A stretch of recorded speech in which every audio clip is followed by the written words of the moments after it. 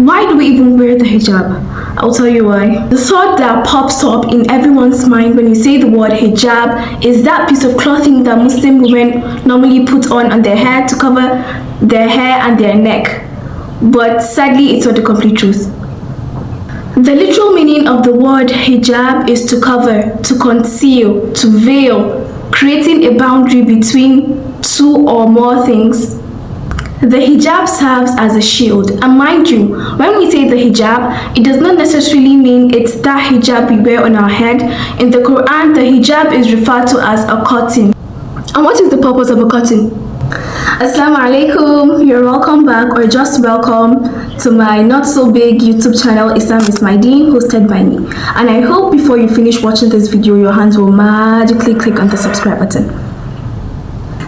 What is the purpose of a curtain? A curtain is used for protection from sunlight or something like that, for privacy, for beautification and all that. So you see how the hijab and a curtain are related.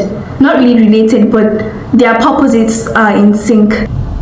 Going straight to the point, a hijab means a barrier, a limitation between two things. So when you cover your hair and most of your skin is open, you're not wearing a hijab. Wearing a hijab means wearing something that covers you, something that prevents sinful gazes, something that covers your aura and give you that level of modesty, if you understand what I mean.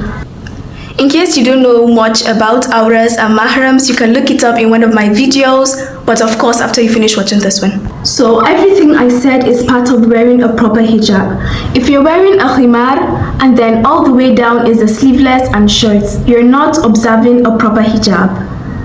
And do you know boys wear hijab? Yeah. Muslim males also have to observe a certain level of hijab because the modesty is really important. So part of the duties of a Muslim man in the aspect of a hijab. So when I say boys wear hijab, I don't mean the hijab girls wear. I don't mean the cloth, the material hijab type. So part of the hijab duties on a Muslim male is lowering his gaze, that is casting down your looks, dressing modestly and all that. So from this you would understand that I don't really mean that other type of hijab. They also have their hijab duties as males in Islam. A boy or a man sagging, wearing tight clothing, really tight fitting clothing and the rest is not observing a proper hijab. That is not part of his hijab dress code. Am I making sense? It includes covering his auras in front of his mahrams, and again, if you don't know what that means, you can check it in one of my videos. Thank you.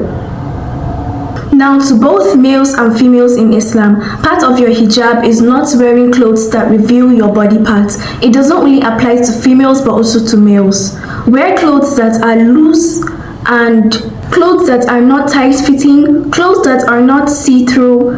But of course, if you have excuses like you're walking and then the wind blows, it shows some body parts, not the shapes of some body parts, you're excused.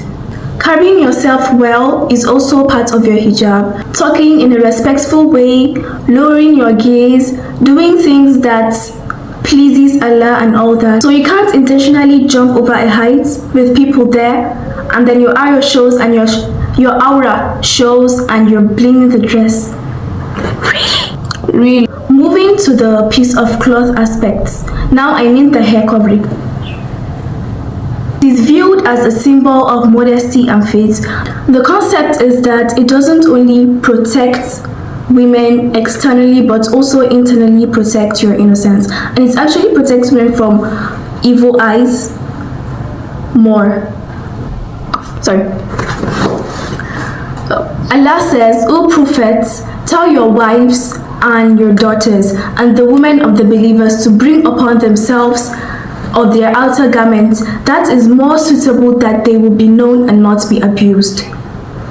I actually crammed that side.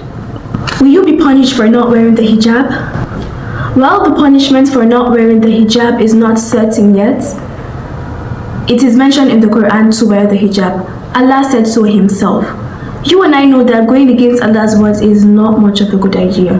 That question is asked often. I don't know. I really don't know. Allah knows best. So I think this is where I'm going to end. This is where I'll stop. You subscribed, right?